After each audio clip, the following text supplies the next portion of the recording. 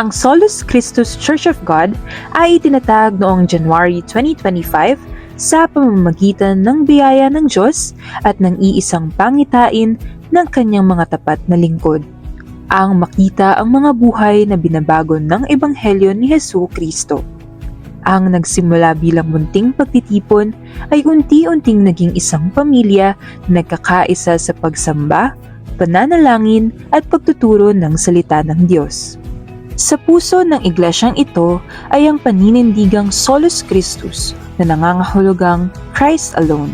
Ipinahahayag nito na si Hesu Kristo ang nag-iisang ganap na pundasyon ng kaligtasan, pananampalataya at ng iglesia. Sapagkat walang kaligtasan sa iba. Mga Gawa 4:12.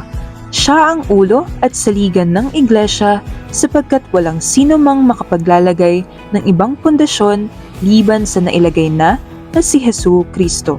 Unang Korinto 3:11.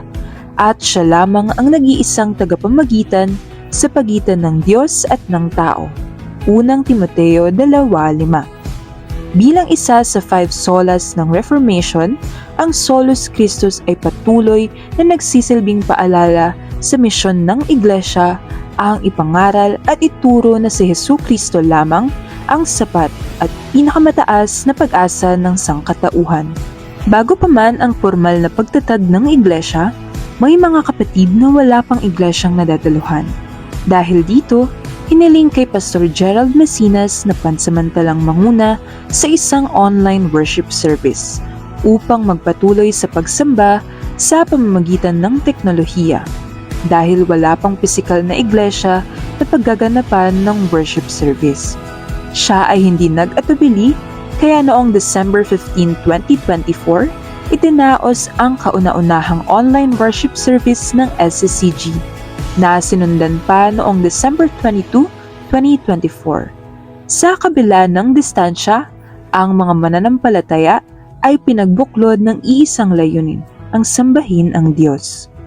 Noong January 5, 2025, sa katapatan ng Panginoon, ipinagkaloob niya ang isang lugar para sa kauna-unahang Lord's Day Liturgy Worship Service. Ito ay ginanap sa Myth Studio San Vicente Malinta, Valenzuela City, na pansamantalang nagsilbing tahanan ng iglesia para sa face-to-face worship service. Sa kabila ng mga hamon tulad ng kakulangan ng kagamitan at limitadong oras sa paggamit ng lugar, ang pagsamba ay patuloy na nasundan kada linggo sa tulong at biyaya ng Diyos. Sinundan ito ng kauna-unahang Sabbath School noong January 15, 2025 kung saan pagkatapos ng worship service ay agad na nagpapatuloy sa pag-aaral ng salita ng Diyos. Pinangungunahan ito ni Pastor Je at dito nasasagot ang mga katanungan ng bawat kapatiran tungkol sa mensahe at aral ng Diyos. Dahil sa masidhing pagsisikap at pagmamahal sa pag-aaral, agad ding sinimula ng isa pang ministeryo ang Midweek Alternate Bible Study and Prayer Meeting.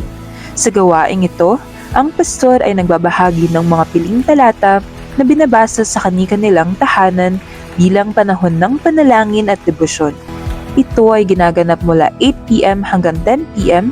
at sa ilang pagkakataon ay maabot hanggang 11:30 p.m. dahil sa lalim ng pagbabahagi at taimtim na pananalangin. Mula January hanggang February 2025, maraming pagsubok ang hinarap ng iglesia habang ginaganap ang mga pagsamba sa nirerentahang lugar. Ang praise and worship team ay unang pinangunahan ni Brother Vlad at Sister Clarice, katuwang ang mga backup na sina Sister Yeshi at Sister Yesha. Sa kabila ng kakulangan sa bilang ng instrumentalists, sina Brother Vlad, Brother Rohan, Brother Renz, Brother Michael at Sister Didre, nagpatuloy pa rin ang bawat isa sa pagsamba ng may buong puso at katapatan sa Diyos. Isa sa mga hinarap na hamon ang paghahakot ng mga instrumento at kagamitang pangsamba mula sa mga tahanan patungo sa lugar bago ang gawain. At muli itong binibitbit pauwi matapos ang pagsamba. Dahil 3 oras lamang ang nakalaang oras sa venue tuwing linggo, kinakailangang magmadali sa pag-aayos at pagbabaklas ng mga kagamitan.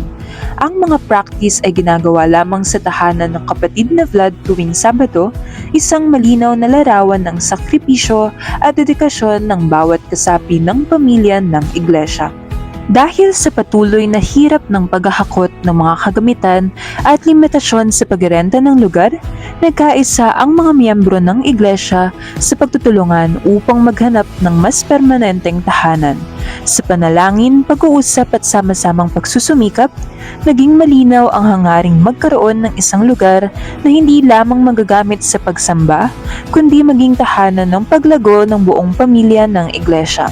Sa awa at kabutihan ng Diyos, ipinagkaloob niya ang isang lugar na pinatunayan at nakita ng lahat bilang sagot sa panalangin. At bago pa man makalipat sa bagong tahanan, nagpatuloy ang mga pagsamba sa Myth Studio hanggang February 28, 2025. Ang bawat hamon at sakripisyo ay naging pagkakataon upang patatagin at palakasin ang bawat miyembro sa kanilang pananampalataya. Noong March 7, 2025, lumipat ang iglesia sa ikatlong palapag ng Felicidad Building, Karuhatan Road, Karuhatan, Valenzuela City. Sa mga unang araw sa bagong lokasyon, muling nasaksihan ang diwa ng pagtutulungan ng pamilya ng iglesia. Sa pisikal na paghahanda ng lugar, sina Brother Renz at Deacon Vlad ang unang nanguna sa pag-aayos ng itsura ng iglesia, kabilang ang mga gawaing karpintero. Gayon din sa iba pang mga kapatiran na tulong-tulong na naglinis at nag-ayos ng ating bagong tahanan. Unti-unting nabuo ang maayos na lugar ng pagsamba, hindi lamang sa pamamagitan ng lakas ng kamay, kundi sa pamamagitan ng pagkakaisa at pagmamahalan. Sa tulong ng mga mapagbigay na miyembro, nakabili ng sound system at mga electric fan. Makalipas lamang ang isang linggo sa bagong gusali, 2 air-conditioned units ang naipagkaloob sa pamamagitan ng mga donasyon. Ang mga upuan ay nagmula kay Pastor Je, habang ang mga mesa at cabinet ay pinagkaloob ng SCCG Mothers na hindi lamang naging bahagi ng pisikal na kaayusan ng iglesia, kundi sila rin ay bumuo ng choir sa pangunguna ni Sister Jane na sama-samang naglilingkod sa Diyos sa pamamagitan ng awit at papuri. Dahil sa unti-unting paglago ng iglesia, kinailangan ding magtalaga ng mga miyembro na makakatulong sa pastor sa gawaing ministerial. Kaya ipinakilala ang SCCG Council of Servants sa pangunguna ni Pastor Gerald Mesinas bilang pastor, elder at teacher, si Brother Vladimir Ignacio bilang deacon, at ang mga servant members na silang Brother Michael Joe Dantes, Sister Ruth Camacho, Sister Marivic Bagang, Sister Jane Morales, Sister Fesan Juan at Sister Marilyn Alonso. Sa pagkakaroon ng Council of Servants, mas naging malinaw ang tungkulin ng bawat isa sa paglilingkod at pagpapalago ng gawain ng Panginoon. Kasabay ng paglipat ay nagpatuloy ang paglago at pag-unlad ng mga gawain ng iglesia.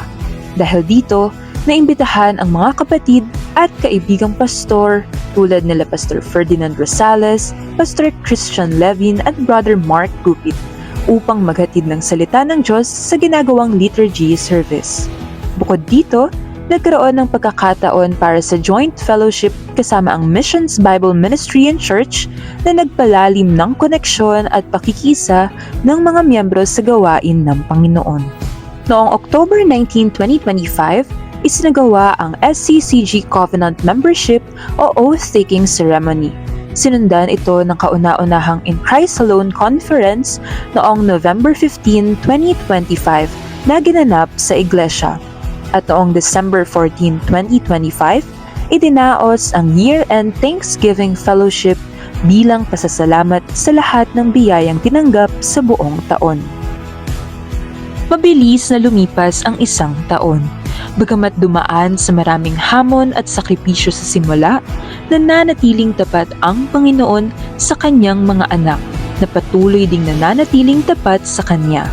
Sa pagdiriwang ng unang anibersaryo ng Solus Christus Church of God, buong pusong inihahayag ang pasasalamat sa Diyos. Buong pananabik na hinaharap ang mga susunod na taon, nakatindig sa Ebanghelyo ni Kristo, gumagawa ng mga alagad na tunay na umiibig sa Kanya at namumuhay para sa ikaluluwalhati ng Diyos lamang. Happy first year anniversary, Solus Christus Church of God!